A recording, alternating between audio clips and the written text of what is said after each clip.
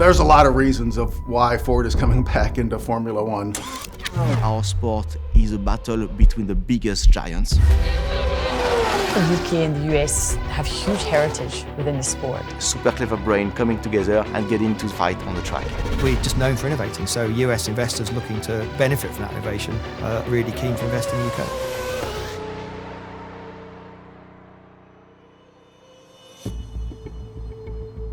My name is Susie Wolf and I'm the Managing Director of F1 Academy. There's such a strong heritage of racing in the UK. It's seen as the best testing ground.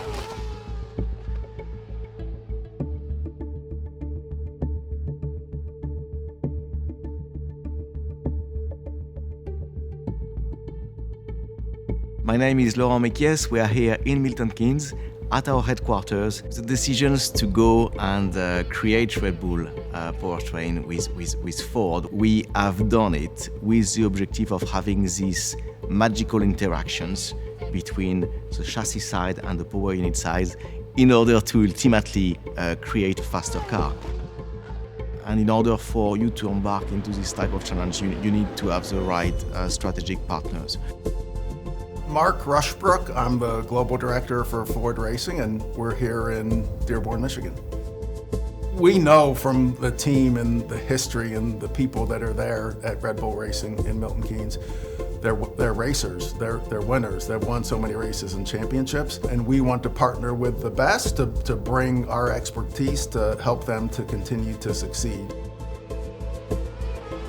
The partnership with Ford has been very much embedded at the very beginning of our decision-making process to get into the sport with our own power unit.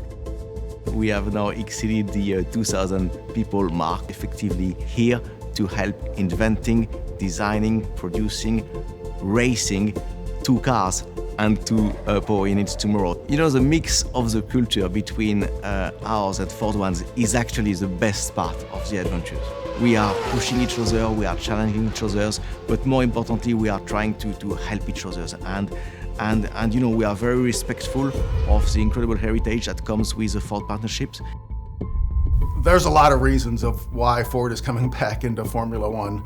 We started looking very seriously at a return to Formula One back in 2021, 2022, when we saw what the regulations were becoming for 2026. With the increased emphasis on electrification, still a hybrid power unit, but more electric power than ever before, with the commitment of Formula One to be net zero for carbon by 2030. With the popularity of the sport, there were a lot of great reasons to do it. We had the opportunity to speak with Red Bull. That was a great opportunity. We knew we wanted to maximize that. We could find very quickly the areas where we had common ground, where they had strengths and where we had strengths that could complement some of the things they were missing by being a racing team and not an automotive company. It was very quick for that relationship to develop, where we knew there was going to be a partnership where together we could succeed. F1's a really, really good showcase for demonstrating technology.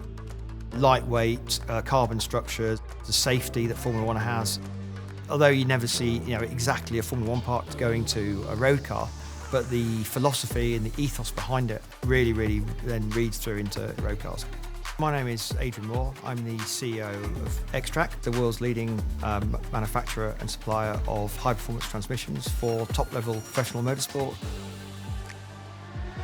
Thatcham is very well located in Motorsport Valley. So Motorsport Valley is the cluster of motorsport suppliers and teams in the UK that really extends from here all the way north up to Northamptonshire, where there's a number of F1 teams are based and a huge number of suppliers to the industry. Most of the Formula One teams are based in the UK, so it's a cluster that's grown organically over many years and really is the mainstay of why UK is so strong at motorsport globally.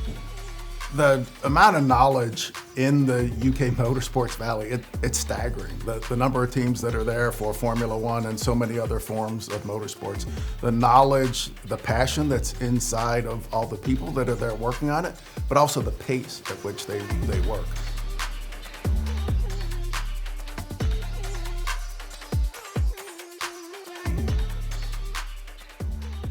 So we went from IndyCar in 2003, started getting involved in sports car racing in the USA, and then in 2010 we started getting involved in NASCAR. The IndyCar contract operates out of our Indianapolis facility, and the NASCAR contract operates out of our North Carolina facility. So we supply the transmission for every NASCAR. So the engineering is done here in the UK with a lot of input from the US teams. So we engineer the transmissions here. We carry out the sort of R&D prototype activities here, and then some of the initial testing on rigs will be done here, and then move the prototypes over to the US, vehicle testing over there. For me, the UK and the US have huge heritage within the sport, and they have a great past history of very successful drivers. We're just known for innovating, so US investors looking to benefit from that innovation are really keen to invest in the UK. In the US, we have an alliance with Indiana University, and in fact our first ever apprentice we had at Extract, which was back in 1991. He now runs our whole assembly shop in the USA. We've got a talent pool that's continually growing, coming through, and seeing those young people coming in and thriving and moving into senior positions is really the bit that gives me the most pride and satisfaction.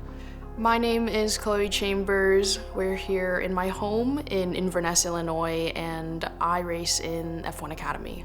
The sport isn't necessarily a super American-based sport. Really cool to be able to represent Ford in a really, I would say, European-dominated sport.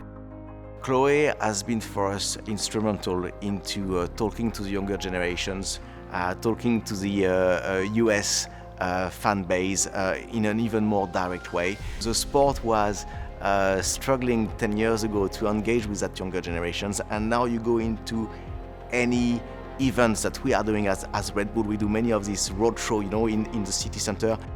You see is these younger generations, very much female dominated, and you measure then the impact that Chloe, F1 Academy and so many other actions have had on getting that new fan base to embrace the sport. 42% of the global F1 fan base is now female. The fastest growing fan demographic, the 18 to 24-year-old female. So we need to talk to those new fans. The challenging thing when you're progressing through the ranks is moving from karting to single-seaters, because there's such a big jump in the financial requirements. We're creating opportunity for female talent, both on and off track. I think a lot of people obviously go to the F1 races to support F1, but now, as the years gone on, I've definitely noticed a lot more people come specifically for F1 Academy. The races in the US offer some of the best and most exciting races on the calendar, not just for F1, but also for us in F1 Academy. I'm sure it's bringing a lot of new eyes to the sport. We only have 7 races, but we always try and make sure that 2 of them are in the US, because that's where we see the most momentum. We will see the representation of US drivers increase over the years, and that's a fantastic development for us, that there's more talent coming out of the US and recognizing that F1 Academy is an important part of their journey. Why has it ended up in the UK? That's a $1 million question, really. I like to think it's something to do with the plucky British spirit. I'm Ben Hodgkinson. I'm Technical Director of Red Bull Powertrains. I think our work ethic is great. I think our willingness to sacrifice is quite high. I think that most people in this sport have sacrificed a huge amount to contribute to it. It's a vocation, it's not a job. It's absolutely exciting. I wake up every day thinking about cars and racing, and especially this journey that we've been on the last 3 years with Formula One. I can't wait to see how it plays out. I'm excited every time I step in the car. I'm just always looking forward to driving. I'm always looking forward to racing. Very proud that we have created such a positive impact in such a short space of time, because change takes time. And I think there will always be that exchange of talent, and there will always be that learning shared between both continents, because there's a complementary way for both, let's say, strengths to complement each other.